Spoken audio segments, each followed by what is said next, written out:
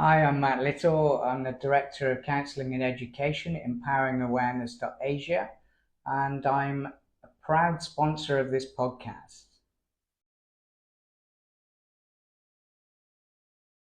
Um, hi, Mac. Hi, Sai. Thank you so much for inviting me to be part of your program today. Thank you very much for giving me opportunity to interview you for my podcast, sir. It's my privilege. Thank you. So I've gone through a profile. I can see you're Chief Executive Officer of Bridge Institute. So I thought to tell about it to my audience and also a little bit about your previous experience, which made you to start this and what it is about. So can you please introduce yourself to my audience? Of course. Thank you so much. So my name is Mac McKenzie. I am the CEO of the Bridge Institute. We are a charity, and we specialize on bringing government, business, and civil society together to solving pressing challenges of our time. We believe that the world's biggest problems are deeply systemic, which means no one can solve on their own, no government, no philanthropist, no business, no foundation. We believe that we have to come together for the long haul.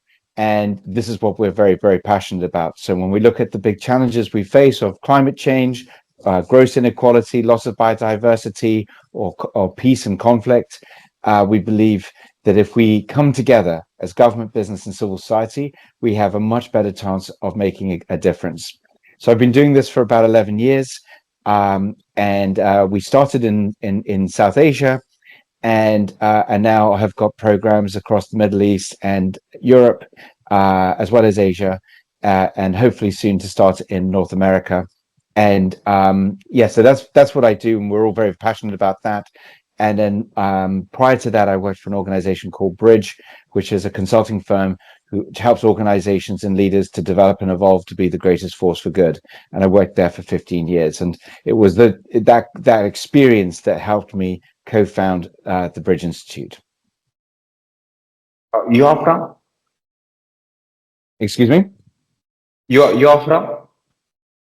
I'm originally I was born in Scotland, but I lived as a child in Germany and France and the USA, and then went to a boarding school in England, and then ended up with an English accent. So, but I spent more than half my life in different parts of the world.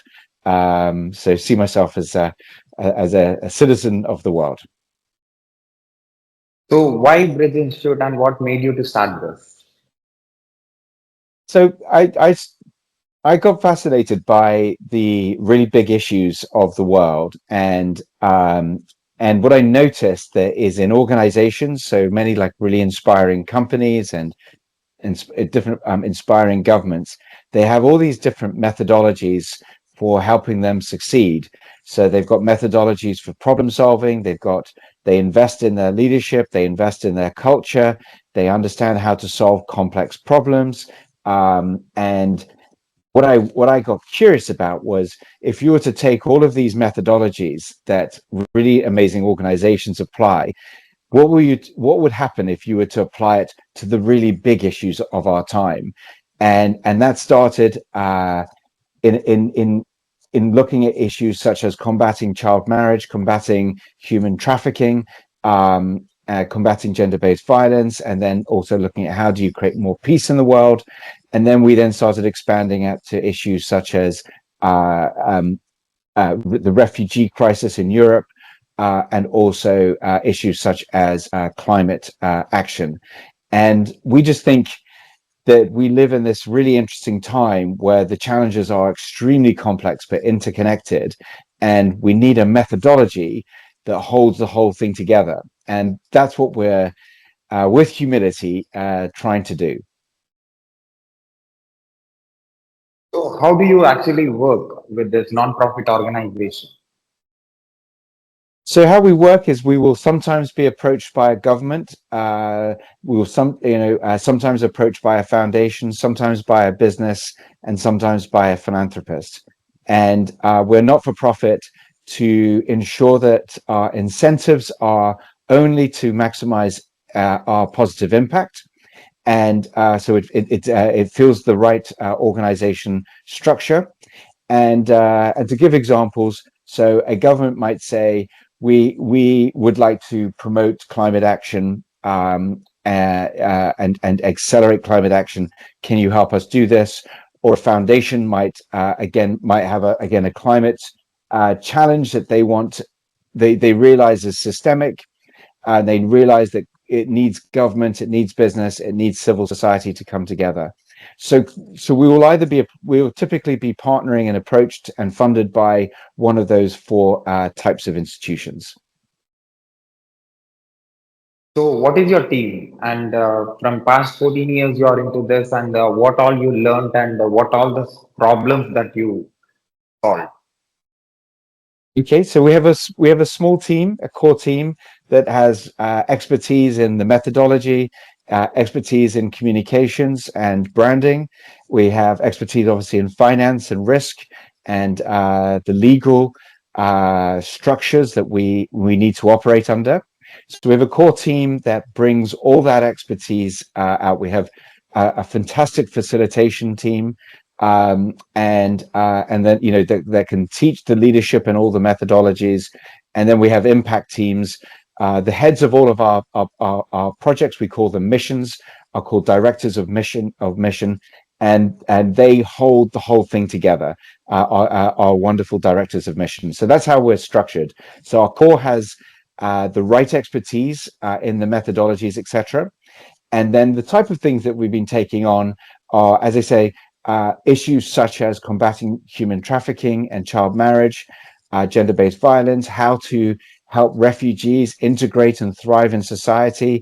In the west of Asia, we're looking at how do we accelerate carbon dioxide removal. In the east of Asia, we're looking at how do we create change makers to be a force for good in their society. So we're anything that sits under the United Nations Sustainable Development Goals. We're interested in any of those of any of those challenges. We think it's a wonderful map of the vision of the world that we want to create, and we want to just support governments, business, civil society in bringing that vision to life. So working with the government, how is that? How does the government? So obviously, governments have the remit to uplift their society, to keep their society safe, to uplift their economies. And what we think we're noticing is around the world, governments are realizing that they can't solve the problems on their own. So there are some governments that are already quite collaborative.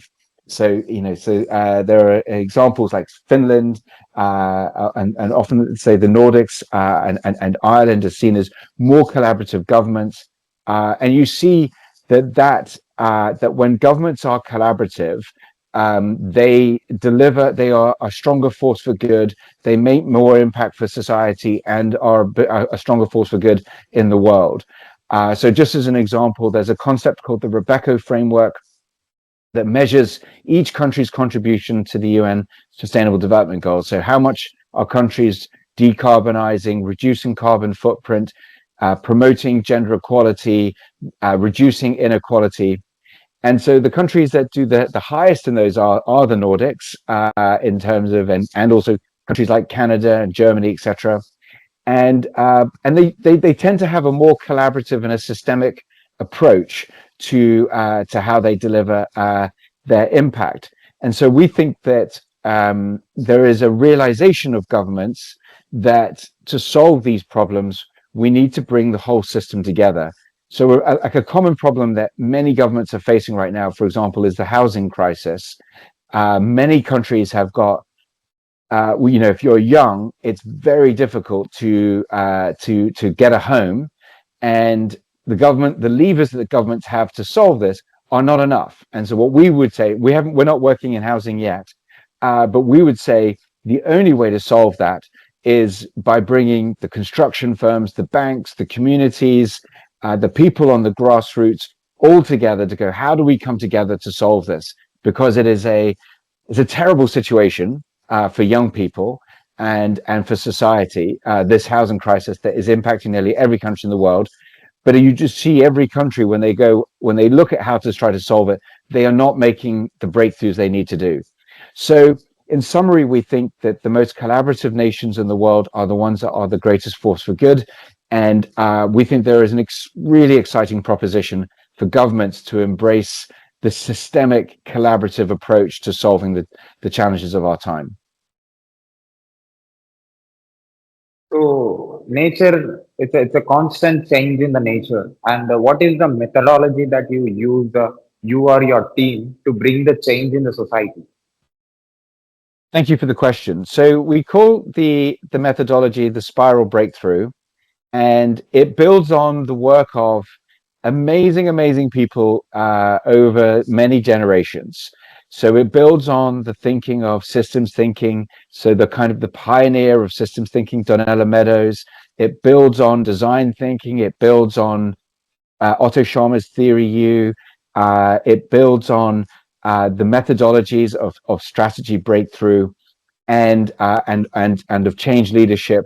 And so what we've done is taken all this great work that has been developed by many incredible people over many generations, over many decades, and we put it into one simple methodology we call the spiral breakthrough. And I'll briefly explain it.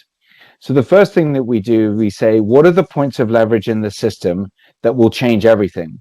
Now, point of leverage might be a mindset change. It might be a financing change. It might be a regulatory change.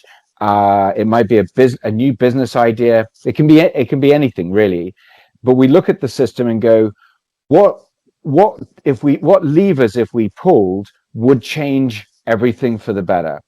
And we will typically identify somewhere between 6 to 10 levers that, if you pull, will change everything. Okay, so if you're, for example, combating human trafficking, we think a lever that will change everything is to stop all child marriage. So we think that the deceit of child marriage is often it deceives parents to giving their children away, and then the children tragically disappear, right? And so if all of the world had a mindset that no child should ever be married until they are at least 19 years old, financially independent, then we think it would be a huge breakthrough on stopping human trafficking. It's one example of a point of leverage. So the first thing we do is go, what are the points of leverage? And quickly, I'll just talk about the spiral metaphor. I should have maybe started there.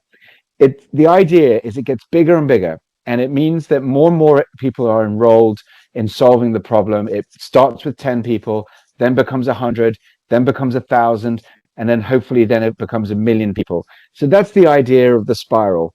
But the other reason why it's the spiral is we want to uplift human beings to be the most conscious, purpose-driven leaders that they can be. And so in the work we do, we spend as much time trying to uplift leaders to be visionary, to be the best versions of themselves, to be inspirational to follow. And that's, again, what the metaphor of the spiral. So then I'll quickly explain the other 3 steps. So there's 4 steps. So the first one is, what are the points of leverage in the system, the systemic challenges? The second is we go, right, once we've found those points of leverage, who's got the power, the courage, and the care to pull each of those levers? So we'll spend maybe 3 to 6 months under each of the levers, recruiting the right people into the coalition. The third step is what we call the Breakthrough Summit, which is a 3 to 5 day breakthrough event, where the teams all come together to solve the problems and work out how to pull the points of leverage. We have a very specific methodology called the Breakthrough Hourglass that we facilitate people through. And then finally, the 4th stage we call Partnering for Impact, which is the most important stage, which is all about then going and making a difference in the world. And we do that via 2 things. One is what we call impact teams, where teams will go off and deliver the roadmap of change.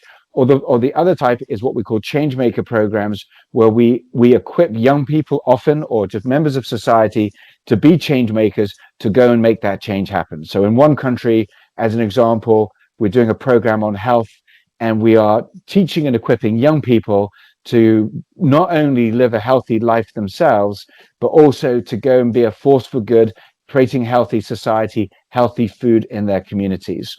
So those are the two ways of creating the impact.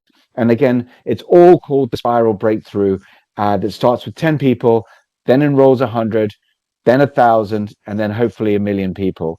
And the idea, it gets bigger and bigger, and it builds on the amazing work of great people over many decades of systems thinking, design thinking, strategy breakthrough, change leadership, and puts it all into one methodology that any government or business or philanthropist or foundation can pick up and go, right, I want to change this really complex problem in the world. This will help hold the whole thing together. Have I explained that sufficiently well? Yeah, it is very clear.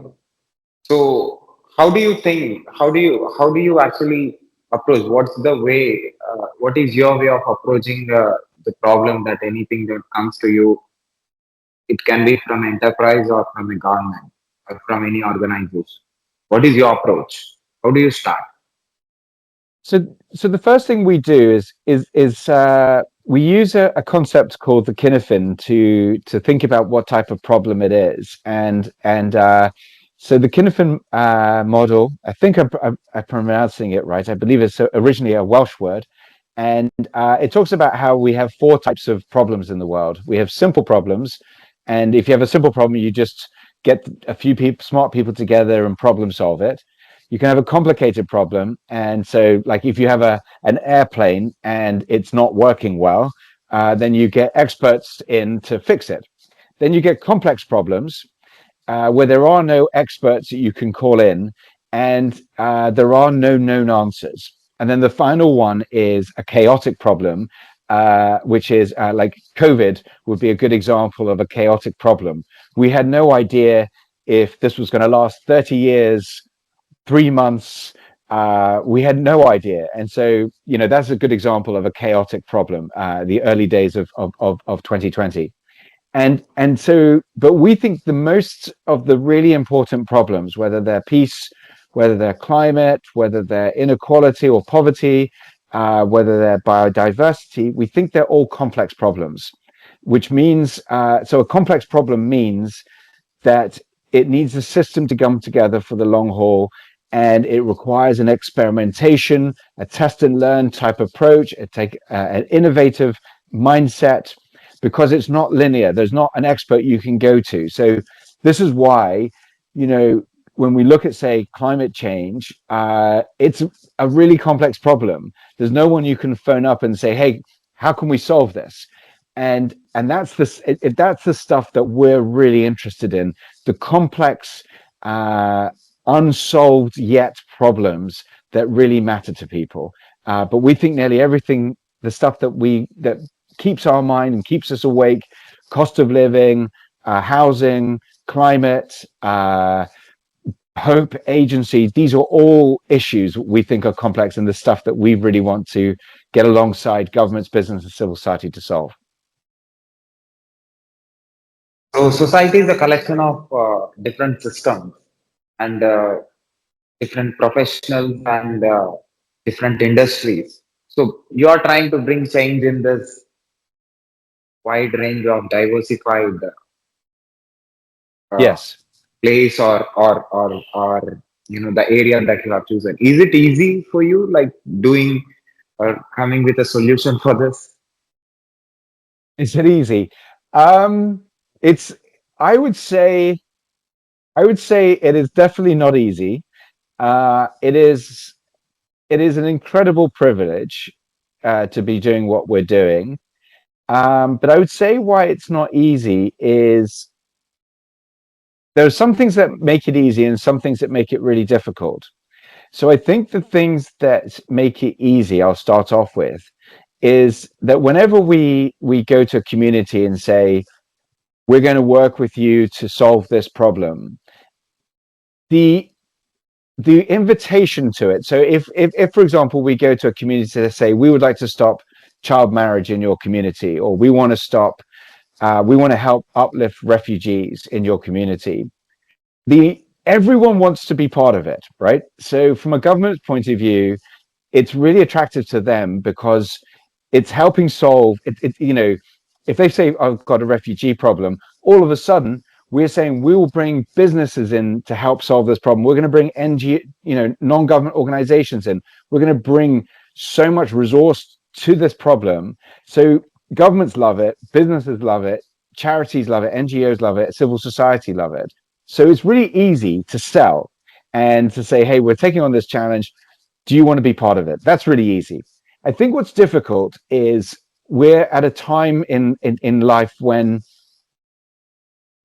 if you say go back, say 20 years, there was three swim lanes, if that's a good metaphor.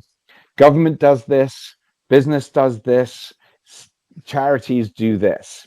And there was this kind of, so if you joined government, you're kind of clear about the swim lane you operated in. If you're in business, you're kind of clear about why you exist, etc.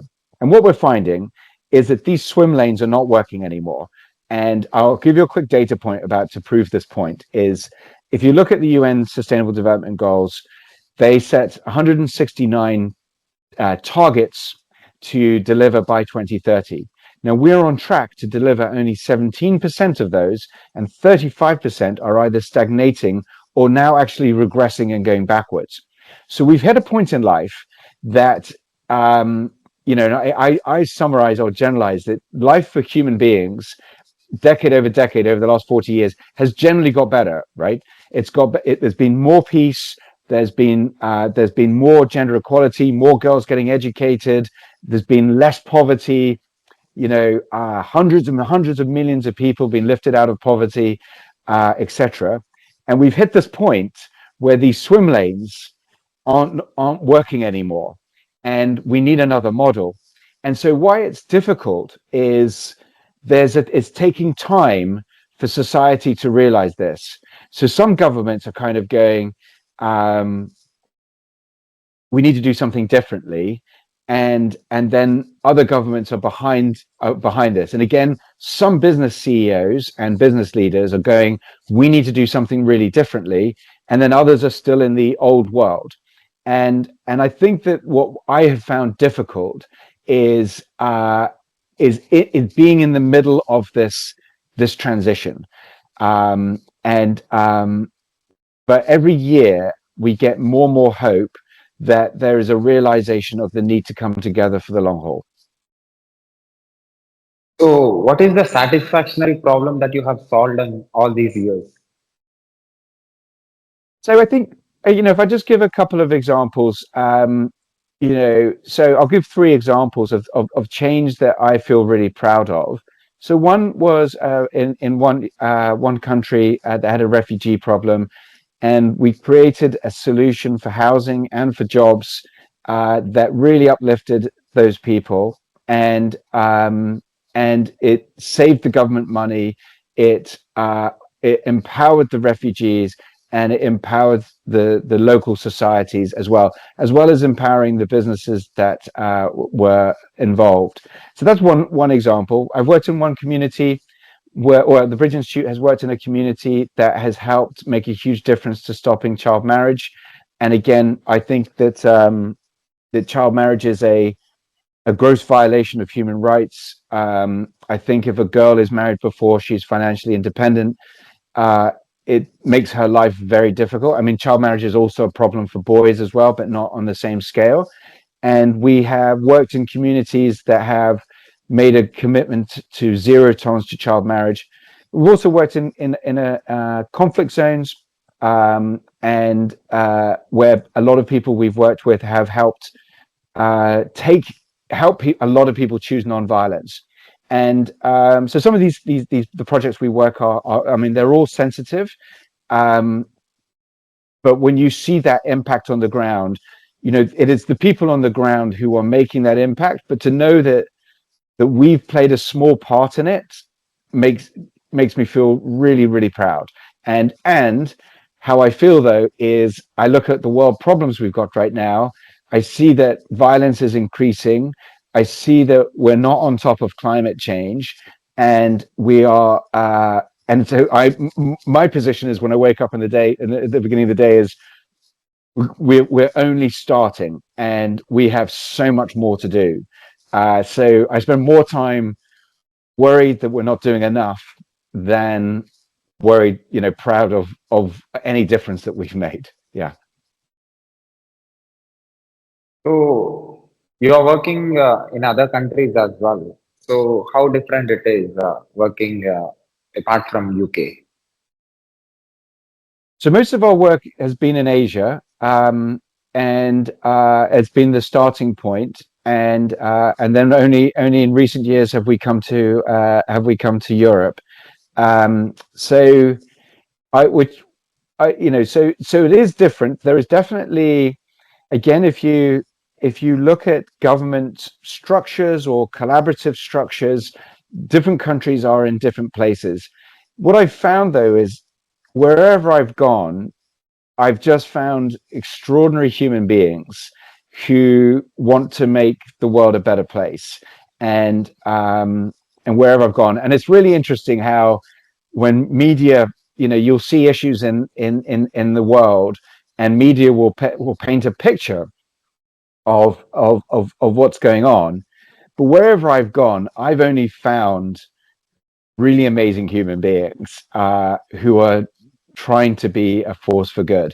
So I think it's it's really important that to believe in the power of the human spirit, and it's a global phenomenon. There's obviously cultural changes, of course. So how do governments or businesses or organizations approach you? So how do so if I was to say uh, the always positively, I think that when I think about the challenges of the systemic challenges that we face, I think there are three things that are consistently the challenge when I go back to the swim lanes. So the first is that we live in quite a fragmented world. So even governments are quite fragmented amongst themselves. So you might work with a government, and every government, or most governments that I'm aware of, have got climate commitments. They're making commitments on their carbon emissions, etc. But you might work in a government and you'll find one ministry is working in one direction and on climate, and then another government ministry is working in another. So, and then they're not maybe very connected to the business community, and they're maybe not connected to civil society. And I think something like climate is a deeply systemic problem. You need to change mindsets, you need to change business behaviors, etc. You have to do lots and lots of things. And so the first thing that I found is we live in quite a fragmented world, and so there is a need to come together, and which comes to my third point, which I'll come to in a moment. The second one is what we often notice is organizations sometimes have too narrow definitions of success. So I'll use an example. So if a corporate has has one goal to maximize shareholder return or maximize profit, and they don't care about their carbon emissions, they don't care about their safety record. I'm embellishing to make a point because corporates don't do this, right? But if a corporate is to widen its definitions of success really wide, so they start thinking about, are we doing everything to address gender equality? Are we doing everything to uplift and give good jobs? Are we doing everything we can to promote peace in the world? Are we doing everything we can to promote justice?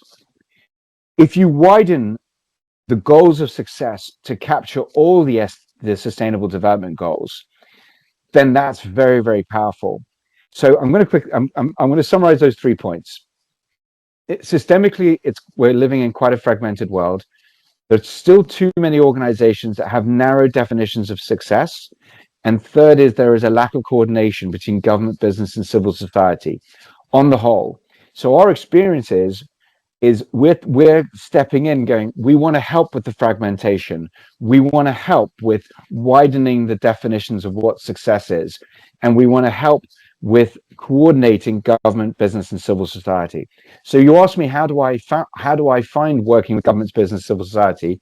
It's hard work because it's fragmented, and it's hard work because still organizations have got too narrow goals of success, and third is there is that lack of coordination. But we are steadily moving all of those three things, and we're seeing a steady progress on those three things as we go. But I hope that makes sense. It's hard work, but it's improving.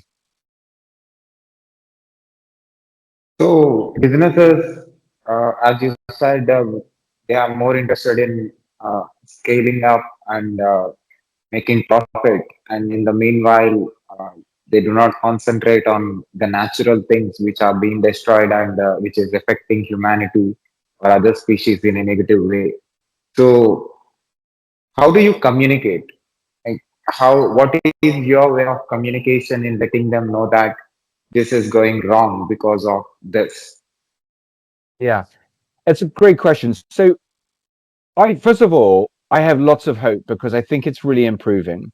And I feel that corporates are realizing that if they want to get really inspiring talent to join their organization, they have to be a force for good. Okay, so the younger generations, they care, and they care, everyone cares, but they care even more. And so from an employee point of view, I think that being purpose driven and a force for good is very key for corporates. You're seeing steadily also behavior change of consumers. Every year, consumers care more about whether your organization stands for good, if it's protecting nature, etc. Okay, and it's so we think it's really improving year on year. But what do we do is that one of our parts of our methodologies is we call it disruptive immersions that disrupt and inspire.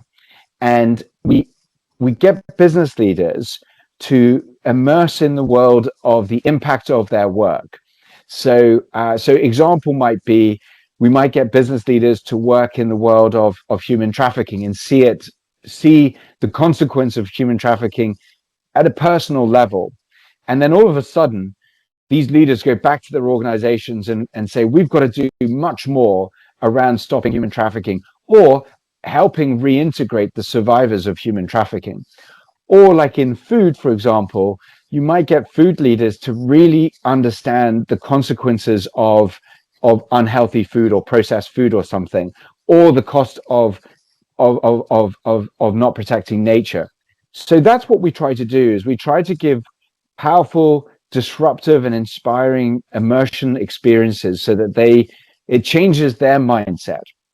And I think that, like, what if you're a business leader and you're listening to this, what you might immediately go and do is look back at the UN Sustainable Development Goals, and if you're like building a new plant, or you're building a new facility, use it as a checklist to go, what am I doing around stopping hunger by this investment? What can I do to make everyone live a healthier life? What can I do to create gender equality? What can I do to create good and decent jobs? What can I do to reduce carbon footprint? What can I do to protect the oceans? What can I do to protect life on land? And when you look at all of that, you end up with a really exciting and nuanced vision about the difference you can make. My last point about it from a corporate point of view is Trust Capital is an organization that looks at organizations about, are they a force for good, are they purpose driven, and then looks at their shareholding, their profitability, and the business case is incredibly compelling. Purpose driven organizations make more money. It's not a silver bullet. You've got to do other things as well, of course, but they make more money, they are safer, they're doing more to reduce their emissions, and they're doing more to uplift society. So the business case for being purpose driven and will mean you will make more money as well. So it's a really exciting time to be a force for good as a business leader. So I hope that answers your question. Sure. At last, what is your message to the global leaders or business owners or or government officials for watching and listening to you right now from anywhere in this planet? So my big message is and belief is we cannot solve these problems on our own. Governments alone, if you look at the big issues that you're facing, housing, cost of living, poverty, climate, loss of biodiversity, if you try to fix it within your four walls, you won't make the greatest impact you can. Again, it's the same message for business leaders, for foundations, and for philanthropists. And we need to come together.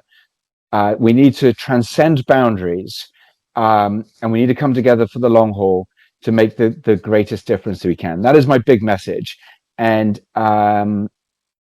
if we do that, I have great hope we will leave the world in a better place for future generations. At last, what's your observation about my work? Have you seen any videos of mine on YouTube? I have indeed. My observation is you are an extraordinary listener and extraordinarily curious, and you are in your own way, you are connecting the world. So I wish you more power and feel very privileged that you've given me time today to speak with you. So thank you so much. You're based in India, if I'm correct, yes? Correct. And the Yeah. heart, the origins of the Bridge Institute started in India, of which we are profoundly grateful. We were and continue to be received with the most great pioneering spirit. So many society leaders who are living and dedicating their lives to uplift society. And I feel incredibly proud that our origins started in India all those years ago. So thank you so much for giving me the privilege to meet you. So I interviewed all business leaders from all different companies from all around the world, the global leaders and also different business owners. So I did masters in software engineering and also bachelors in computer science and engineering. My background is completely technology. I work as a cloud DevOps engineer for a London company remotely from India. So that's my full-time role. Apart from that, I'm interviewing experts like you who are working on different things, different, for solving different problems, for working in societal things, and for working on businesses, and for working for the governments, and who are into different countries. Mhm. So, how this diversified experience is going to be helpful for me communicating and having conversations about different topics and different domains, how this is going to contribute to my future. So I think the space that you operate in is obviously is about progressing the most advanced technology, and I think that what is the work and the expertise that you're in now plays a role in everything. And when we look at, say, the spiral breakthrough, there is technology is needed for every single stage of the process. And so we are very excited to build partnerships with people like you, with organizations who are progressing technology, because we think that there is so much power in what is now being possible to solving climate, to solving loss of biodiversity, to solving poverty. We also think that if we're not careful, we can create even bigger problems. And so I think that enrolling all people involved in technology right now in this conversation is absolutely crucial, because if we don't, I think the risks are tremendous. Yeah. So, one last question: what's your observation of about artificial intelligence?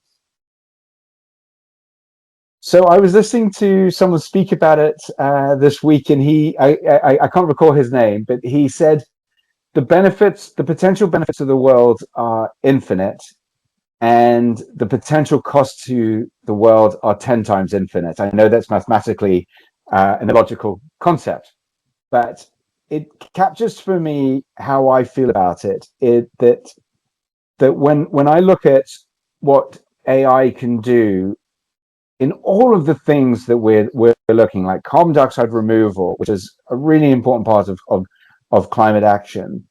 I think the benefits of it are so incredible, but I think the externalities, the cost to society, if we don't do this in a way that's really thinking about all the parts of the UN SDGs, we risk creating, large-scale unemployment for a period of time.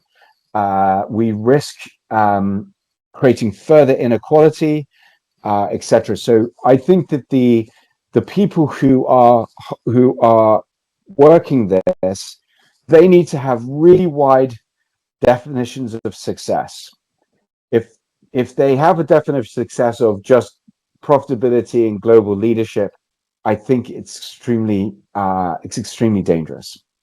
And I think that when we've had innovations in the world over the centuries, when the innovation has been held to be a force for good, it's been a force for good. When it's purely been about profitability, then it has caused a lot of damage. And I think that we're at this moment in time. So I think we all need to be part of that conversation, and every single one of us needs to be saying, how do I be a force for good as I progress this, and make sure that we take all of society with us. Can you share your online presence to my listeners? Of course. I would be privileged if you did so. Thank you. Yeah, can you spell it? Your website or? So the website is called Bridge. So bridge-institute.org, and we have our email addresses and contact details there. So thank you very much, LinkedIn's Mark, all again. there. I'll share that in my website as well. People find this conversation anywhere on the internet, and in my personal website, can able to see about Bridge Institute and the work that you are doing and the contribution that you are doing to the world. Thank you. It's once again a privilege to be on with you, and wishing everyone all the best today. Thank you. Take care, sir. Bye.